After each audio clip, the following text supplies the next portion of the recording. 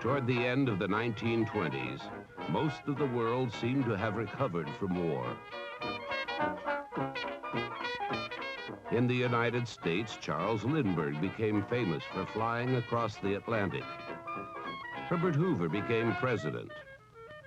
In Russia, Lenin died and Joseph Stalin took over.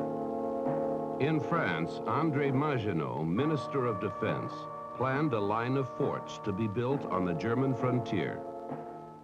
In China, the Kuomintang Party, led by Chiang Kai-shek, was taking control, forcing back the communists who were led by Mao Zedong. And on the international scene, representatives of 23 nations signed an anti-war treaty drafted by U.S. Secretary of State Kellogg and French Foreign Minister Briand. But in spite of the Kellogg-Briand Pact, war was on its way. World War II.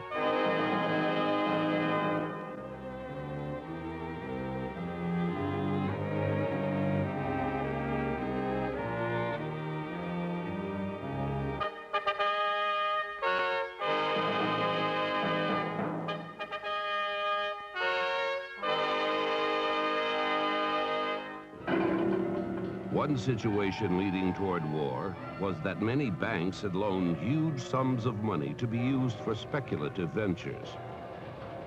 Japan's bankers and businessmen experienced a crash in 1927, the United States in 1929.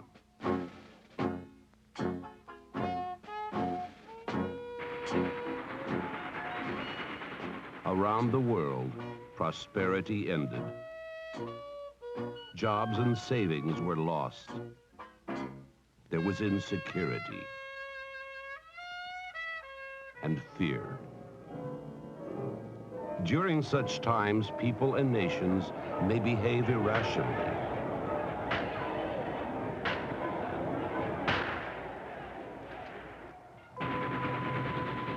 Late in 1931, on the railroad at Mukden, Manchuria, a group of Japanese soldiers claimed to be injured by an explosion. They showed reporters a section of track apparently damaged by a bomb, and they claimed the Chinese troops were sabotaging Japan's Manchurian operations.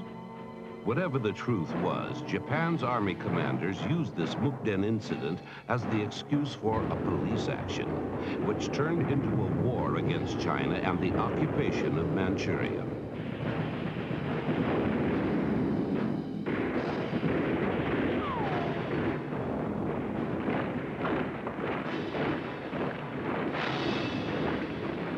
The League of Nations, after months of debate, ruled that Japan had broken international law. They censured the Japanese, who walked out of the League but stayed in Manchuria, where they ruled repressively. And so the international system for maintaining peace was broken. Meanwhile, in depression-racked Germany, a veteran of the World War was trying to interest others in his ideas. He was Adolf Hitler, leader of the National Socialist or Nazi Party. The Nazis were a small radical group who believed that Germany's new democratic government, the Weimar Republic, was weak and ineffective. During the prosperity of the 1920s, Nazi opinions got little hearing. But Hitler and his people hammered away at their favorite themes. That most Germans were members of a superior race, the Aryans, and that all other peoples, including Slavs, Gypsies, and especially Jews, were inferior to German Aryans. In Munich in 1923, the Nazis had led a disorganized attempt to overthrow the democratic regime.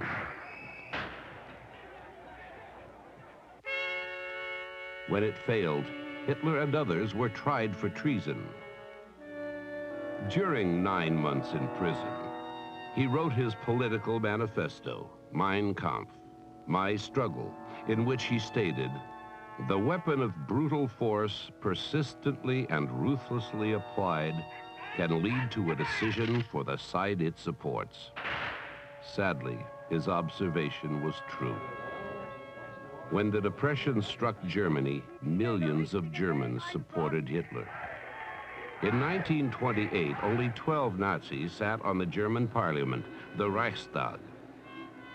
By 1932, there were 230, a strong enough plurality to make their leader the Chancellor of Germany. On March 5th, 1933, another election and a coalition with a nationalist party gave Hitler a small majority. But he needed a two-thirds majority to change Germany's government. So the Nazis arrested many Reichstag members who opposed them. On March 23rd, those who remained filed into the meeting hall, where a huge majority voted to give their own powers and those of their country's constitution to Adolf Hitler. As the sound of the Nazi anthem, the Horst Wessel song, rose over the meeting, the people of Germany could look forward to what Hitler was promising when he wrote in Mein Kampf, "There is on this earth an immense area of unused soil.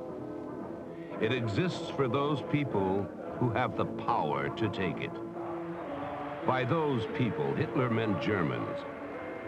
By unused soil, he meant farmlands, mines, and seaports for German victims of the Depression. But since people were living on virtually all the land of Europe, how could this promise be kept? It began with an order to build the German army beyond the limits allowed by the Treaty of Versailles.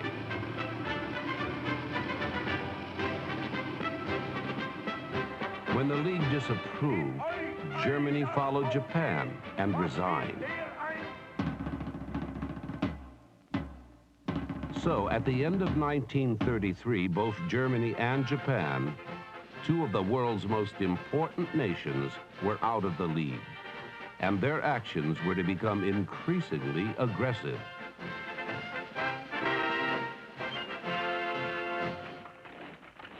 Now, with tension growing, with prosperity fading into memory, every year brings unsettling new events.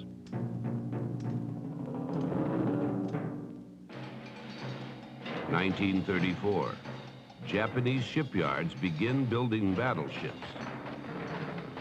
1935, the Italian army invades Ethiopia. King Haile Selassie protests at the League of Nations, which brings pressure to bear on Italy. Not enough pressure. League members continue to supply Italy with strategic fuel oil.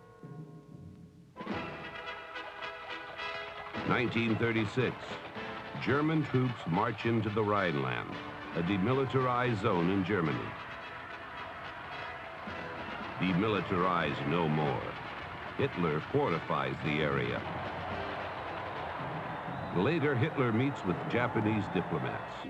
Germany and Japan sign a treaty. Italy also will sign, and these three nations will become allies. 1937, the Japanese attack China's industrial and commercial centers. Beijing, Tianjin,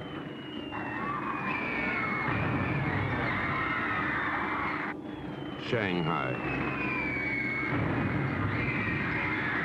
Nanjing.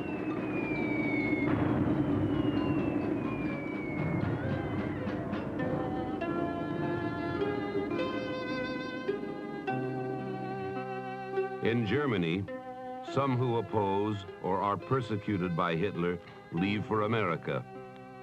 Among them are Thomas Mann, author, Bertolt Brecht, playwright, Ludwig Mies van der Rohe, architect, Albert Einstein, physicist. 1938, the German army invades Austria. For the first time, Hitler violates a neighbor's frontier. And he continues, bullying Czechoslovakia into turning over the Sudetenland, a border territory inhabited by German-speaking people. Oddly, he is helped by Czechoslovakia's friends, the French and British. Britain's Prime Minister Chamberlain urges the Czechs to give in. On the radio, he tells his people, "We cannot undertake to involve the whole British Empire in a war. If we have to fight, it must be on larger issues." In China, hostilities also continue as the Japanese capture Hankou, a key industrial city. And then, in 1939, the pace of aggression quickens. February, the Japanese move southward. They take Hainan Island, threatening British communications between Hong Kong and Singapore. March, German troops take the rest of Czechoslovakia and Mamel, Lithuania. They claim this is to protect pro-German minorities. April, Italy's army occupies Albania, moving closer to Greece and Yugoslavia. May, Hitler and Mussolini turn their treaty into an alliance, the Rome-Berlin Axis. The leaders of Britain and France now understand Hitler's plan. By inspiring agitation in European nations, then entering with military force, the Germans plan to expand Germany's frontiers. June, Britain and France ask Russia to join their anti-German alliance. Stalin declines, unless Russian troops are allowed to enter Poland and other border countries. The British and French will not agree to this. July, the United States reduces trade with Japan. August, the German government signs a non-aggression pact with Russia. Now Hitler can strike at Poland without Russian interference. On September 1st, 1939, on the southern border of Poland, not far from the city of Krakow, the Germans attack. Their excuse is a lie, that Polish troops have made the first move.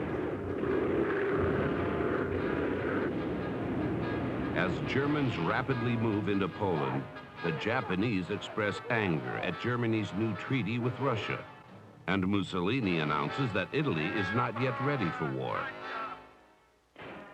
But the die has been cast.